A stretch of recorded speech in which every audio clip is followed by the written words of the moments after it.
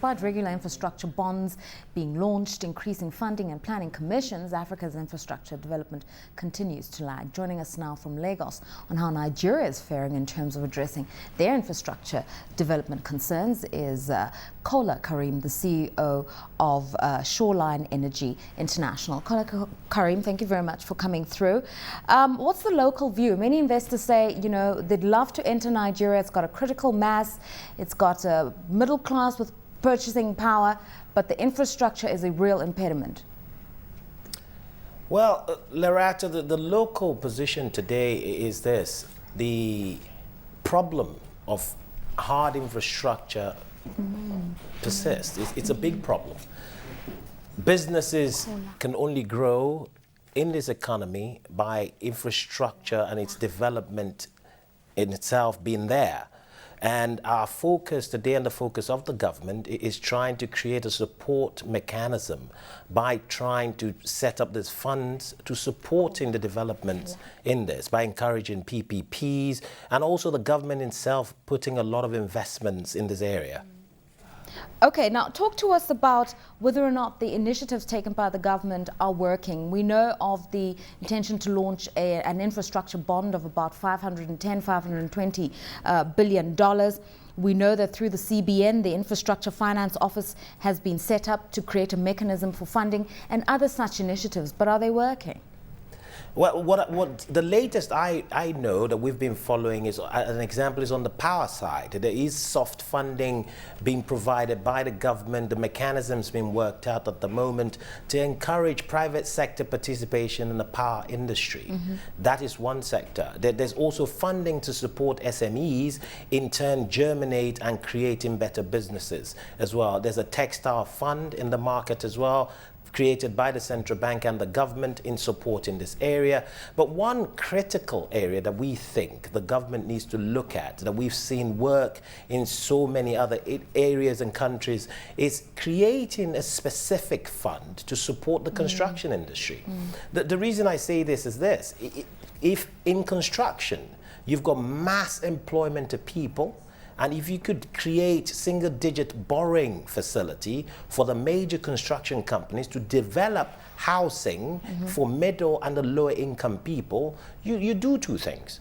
You create jobs en masse in the industry, because labor is, in the construction industry, labor is labor intensive. That's one. The government in turn benefits by getting taxing a lot of the incomes in this sector. So there's revenue coming back to government. But what you in turn do is creating a lot of fluidity in the area by construction companies busy employing lots of people, busy creating jobs and building homes, affordable homes in the sector. Then the government creating support funding for mortgage industry to encourage people to buy. That would in turn keep things rolling.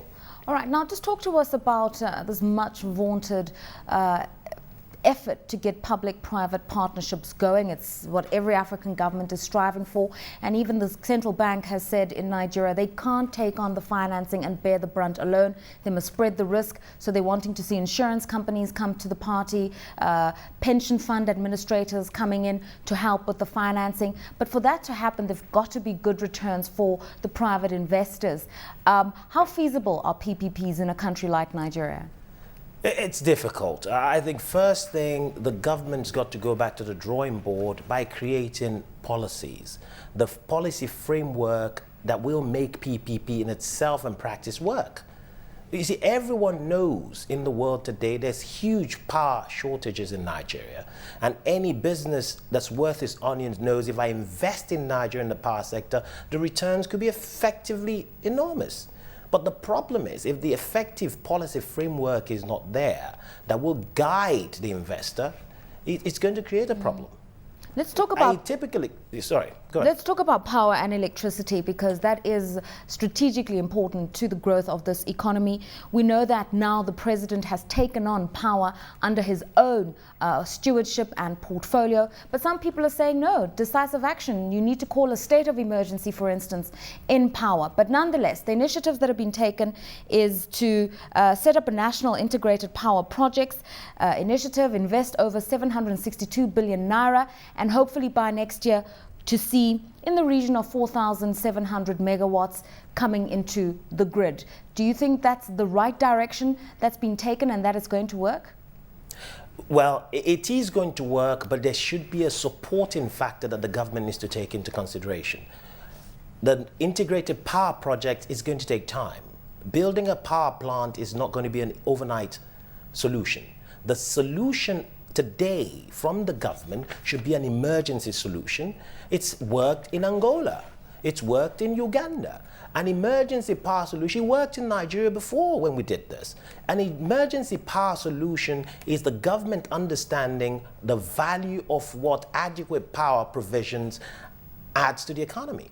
If this government puts the investment in emergency power solution and in 6 to 9 months can provide 1,000 megawatts that will be pumped into the national grid, that will add supporting position to what the power authorities generate before the delivery of the integrated power pole projects, this will be fantastic. Right. So what the government needs to do is they need to segment what their forms of attack will be in solving the power crisis. One is, the first thing should be an emergency power solution, whereby we create and drive a supporting mechanism in emergency power plants in the strategic regions of the country. Right. Then focus on the on the integrated power pole projects.